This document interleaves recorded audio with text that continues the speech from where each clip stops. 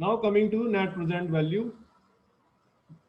सो ये जो आपने टोटल प्रेजेंट वैल्यू निकाली, हर साल की अलग अलग निकाली प्रेजेंट वैल्यू, और प्रेजेंट वैल्यू हर साल की आपने डिस्काउंटिंग फैक्टर से गुणा करके और उसको ऐड करके निकाल दिया आपने टोटल प्रेजेंट वैल्यू, जो आपको ये कह रहा है कि जो भविष्य में कैश इनफ्लो आपके पास होगा उसकी आज की वैल्यू क्या है टोटल।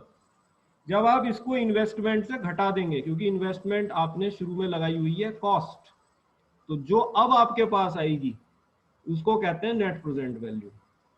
और आप प्रोजेक्ट प्रॉफिटेबल होगा या लॉस में होगा ये इस बात से डिपेंड करता है कि NPV if it is positive then it means the cash inflow to is higher than the cost incurred by you, so your project is profitable.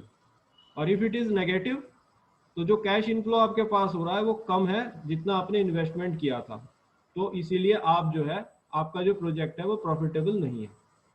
ठीक है, तो ये चीज बताने के लिए एनपीवी की अहमियत होती है कि वो ये बताता है एंटरप्रेन्योर को कि उसका जो प्रोजेक्ट है वो प्रॉफिटेबल होगा या नहीं होगा। तो प्रॉफिटेबल होने के लिए NPV should be greater than 0, मतलब it should be positive, and for not profitable it should be negative. So this is how you can assess the profitability of your project. So the entrepreneur calculate the year-wise present value of all cash inflows to arrive at total present value. Then the net present value is the difference of total present values of all cash inflows and the initial investment.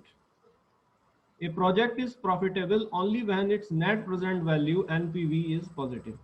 तो net present value जो है investment से घटा के आती है। ठीक है, इस बात को ध्यान रखिएगा। जो आप निकाल रहे हैं हर साल की अलग अलग, वो प्रेजेंट वैल्यू है। प्रेजेंट वैल्यू को सारों को जोड़कर जो आती है वो टोटल प्रेजेंट वैल्यू है, और टोटल प्रेजेंट वैल्यू को इनिशियल इन्वेस्टमेंट से घटाकर जो आता है that is your net present value. Right, ये बंद हो जाएगा अभी, प्लीज